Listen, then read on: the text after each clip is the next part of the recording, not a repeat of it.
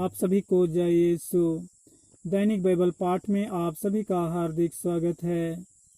यीशु मसीह के जीवंत वचनों को अपने प्रियजनों और मित्रों के साथ अधिक से अधिक शेयर करें और चलिए मसीह परिवार को आगे बढ़ाने में सहयोग दें। क्रूस का चिन्ह पिता, पुत्र और पवित्र आत्मा के नाम पर आमीन। पहला पाठ संत पेत्रुस का दूसरा पत्र से, अध्याय 1 पद संख्याएं 2 से 7 तक। पाठ का विषय है मसीहियों का बुलावा। आप लोगों को हमारे ईश्वर और प्रभु ईसा के ज्ञान द्वारा प्रचुर मात्रा में अनुग्रह और शांति प्राप्त हो। उनकी ईश्वरीय सामर्थ्य ने हमें वह सब प्रदान किया जो भक्तिमय जीवन के लिए आवश्यक है और हमको उनका ज्ञान प्राप्त करने योग्य बनाया है, जिन्होंने हमें अपनी महिमा और प्रताप द्वारा बुलाया। उन्होंने उस महिमा और प्रताप द्वारा हमारे लिए अपनी अमूल्य और महती प्रतिज्ञाओं को पूरा किया है। इस प्रकार आप उस दूषण से बच गए जो वासना के कारण संसार में व्याप्त है, और आप ईश्वरीय स्वभाव के सहभागी बन गए हैं। इसलिए आप पूरी लगन से प्रयत्न करते रहें कि आपका विश्वास सदाचरण से, आपका सदाचरण ज्ञान से, आपका ज्ञान संयम से, आपका संयम धैर्य से, आपका धैर्य भक्ति से, आपकी भक्ति भातृभाव से और आपका भातृभाव प्रेम से युक्त हो। यह प्रभु का जीवित वचन है। ईश्वर को धन्यवाद। आमीन। सुसमाचार संत मार्कुस के अनुसार, अध्याय 12 पद संख्याएं 1 से 12 तक। सुसमाचार का विषय है हिंसक असामियों का दृष्टांत। वह लोगों को दृष्टांतों में शिक्षा देने लगे।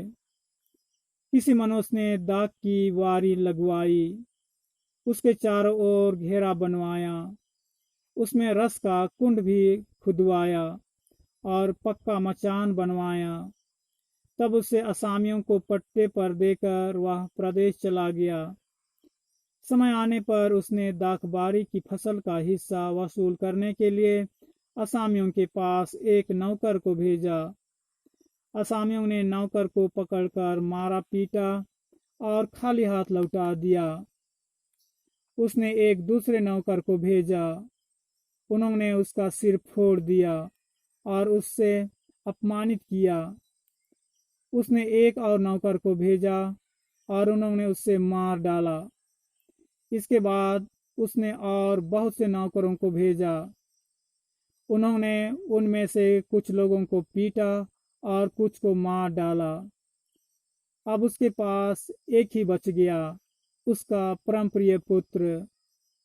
अंत में उसने यह सोचकर उससे उनके पास भेजा कि वे मेरे पुत्र का आदर करेंगे।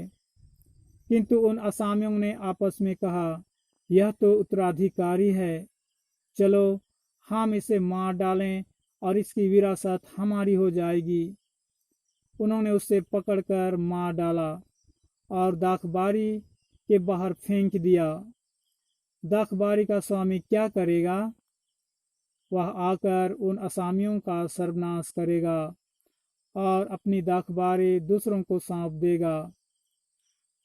क्या तुम लोगों ने धर्म ग्रंथ में यह नहीं पढ़ा? कारीगरों ने जिस पत्थर को बेकार समझकर निकाल दिया था, वही कोने का पत्थर बन गया है।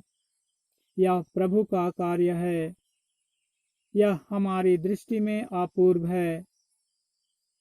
वे समझ गए कि ईसा का यह दृष्टांत हमारे ही विषय में है और उन्हें गिरफ्तार करने का उपाय ढूंढने लगे, किंतु वे जनता से डरते थे और उन्हें छोड़कर चले गए। यह प्रभु का पवित्र सुसमाचार है। ख्रिस्त की जय। आप सभी को ईश्वर की आशीष और आपका दिन मंगलमय हो। आमीन।